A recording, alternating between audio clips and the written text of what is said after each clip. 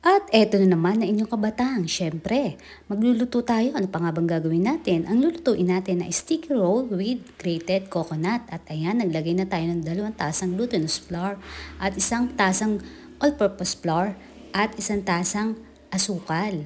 At syempre, ito ang pampasarap, ang 410 ml ng evaporated milk. Ayan, nilagay na natin at syempre haluin natin mabuti. At kailangan talaga na halong-halo ito para yung kung makikita nyo mga granules na yan ay matunaw at maging magandang ating sticky roll. At sa isang bowl, naglagay ulit tayo ng 3/4 cup at nilagay natin to ng food color na kulay purple naman. At eto, hinalo lang natin. At sa kabilang bowl naman na may 3/4 cup na mixture ay nilagyan naman natin ng kulay green na food coloring. At eto na.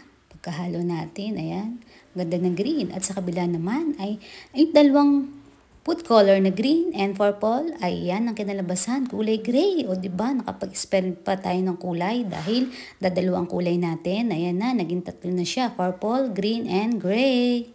At para hindi kumapit ang ating mixture kapag in-steam natin to, ay lagyan natin to ng oil. Ayan, ikalat lang po natin para lahat ng part ay malagyan. At kung meron tayong 3 iba't ibang kulay, syempre dapat meron din tayong 3 na 3/4 cup na plain lang. Dahil ito ang ilalagay natin sa ilalim. Kapag niluto natin to, katulad nito, hantayin lang natin to na maluto after 10 minutes. At ito na.